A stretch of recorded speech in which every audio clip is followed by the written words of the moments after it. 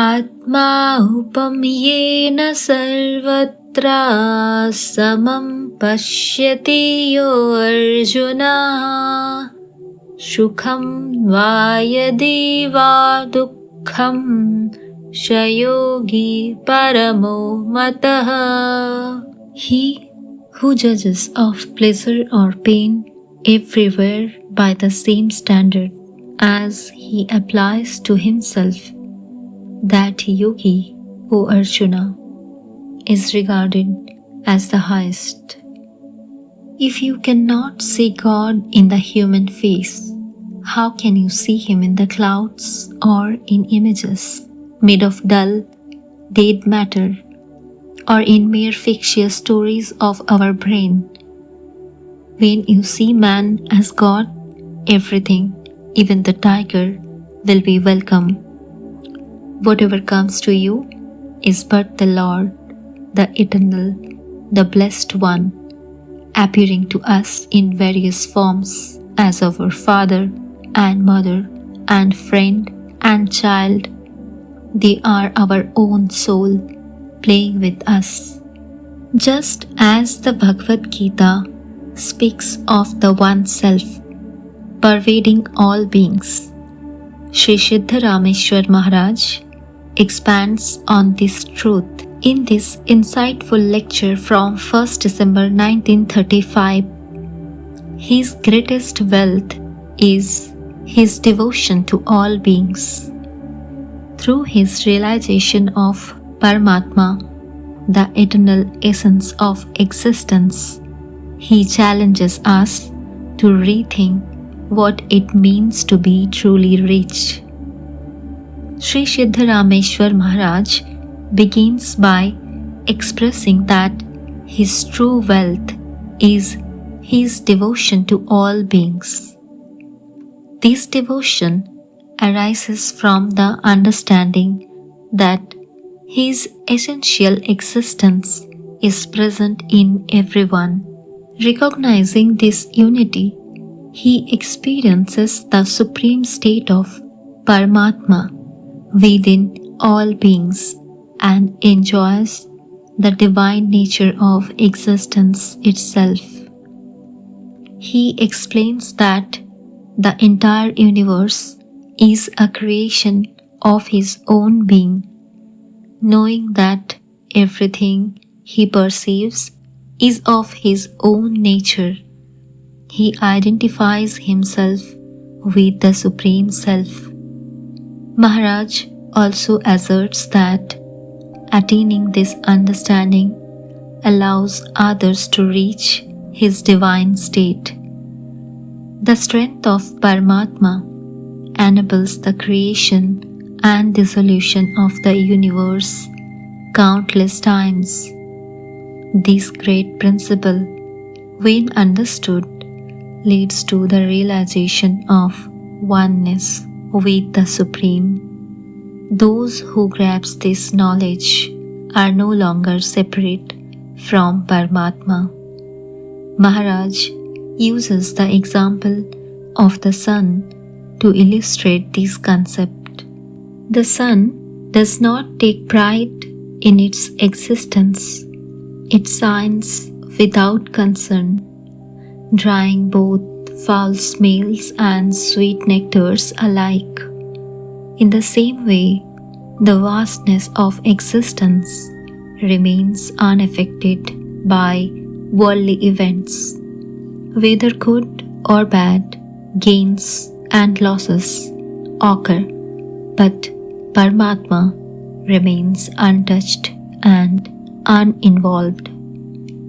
Life's experiences, whether joyful or difficult, arise from each person's destiny, shaped by their past actions. While we often feel burdened by these experiences, the ultimate reality, the Paramatma, remains untouched and free.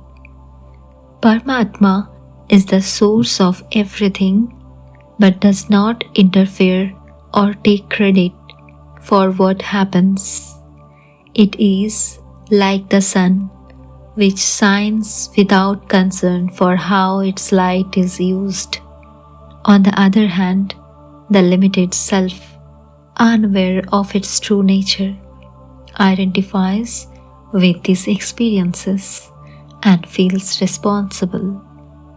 But when one realizes their identity as Paramatma, they see beyond suffering and joy, understanding that all events simply unfold as part of the natural order.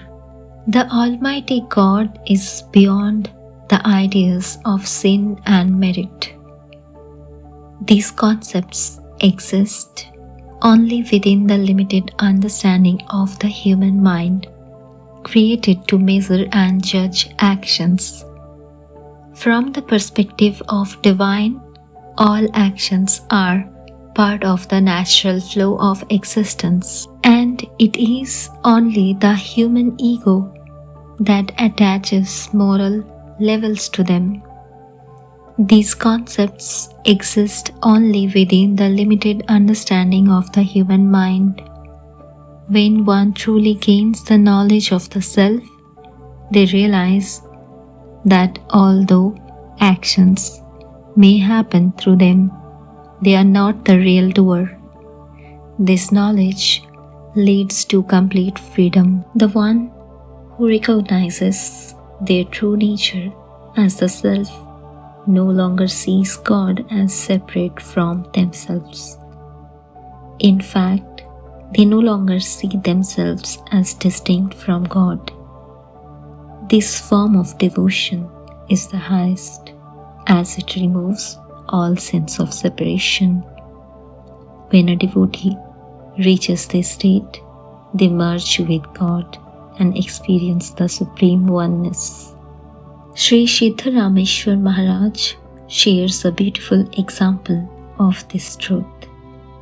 Before the creation of the universe, Maharaj says that he himself practiced this highest form of devotion.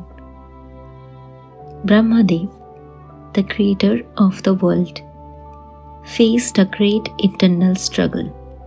While performing the task of creation, he witnessed the endless cycle of joy and sorrow that would unfold.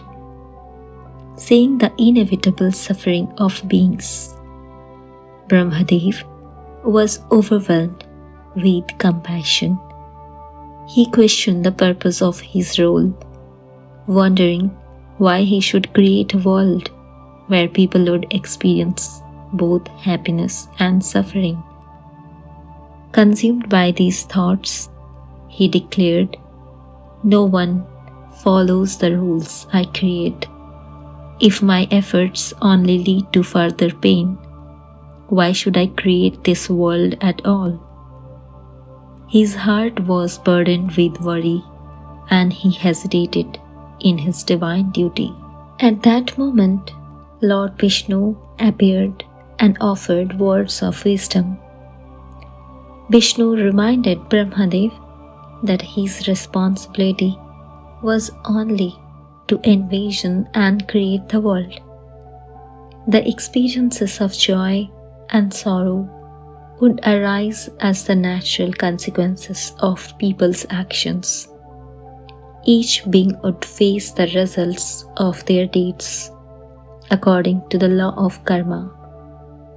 Vishnu said, "Why worry about what is beyond your control?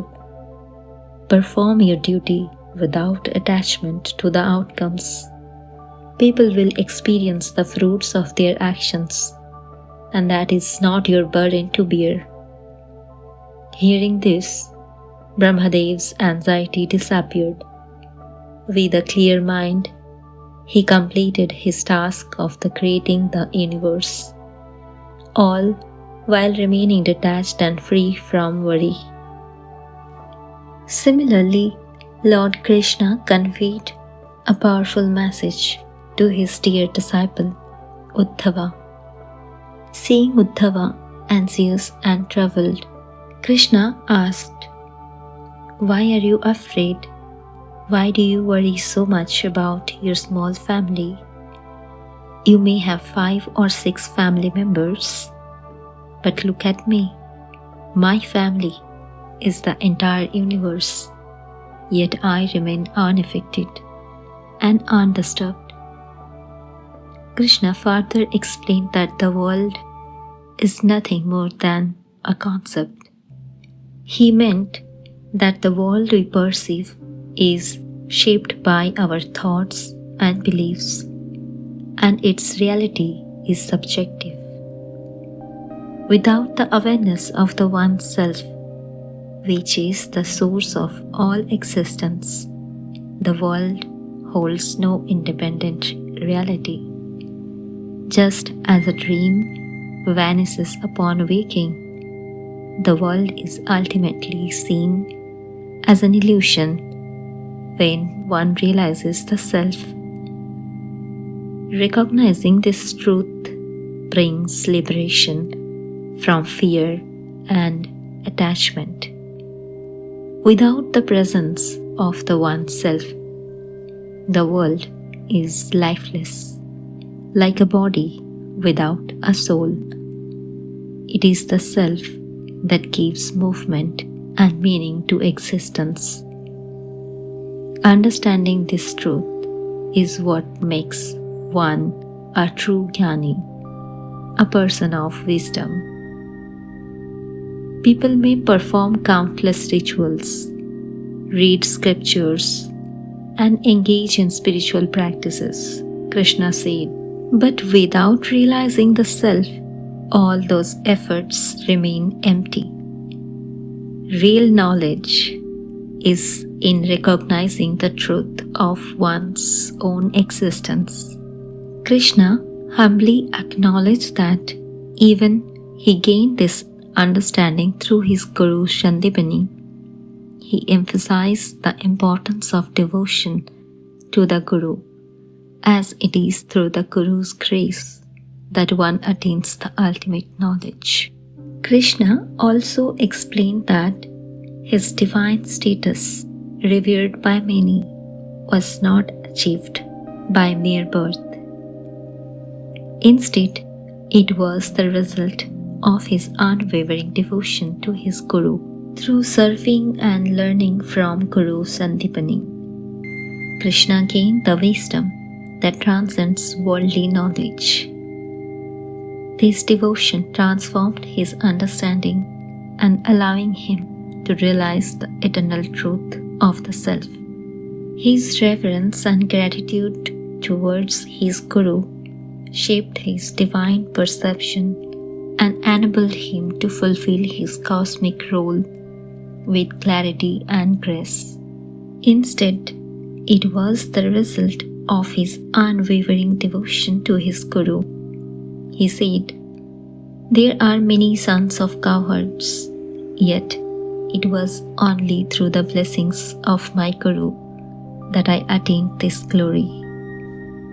Krishna also emphasized that without the guidance of a realized devotee, one cannot truly understand God's true nature. Those who serve the devotees of God receive the highest form of knowledge and become united with the Supreme. Devotees are like the sacred waters of the Ganges, purifying and elevating all who come into their presence, just as rivers merge into the ocean. Devotees lead others towards the boundless ocean of Godhood.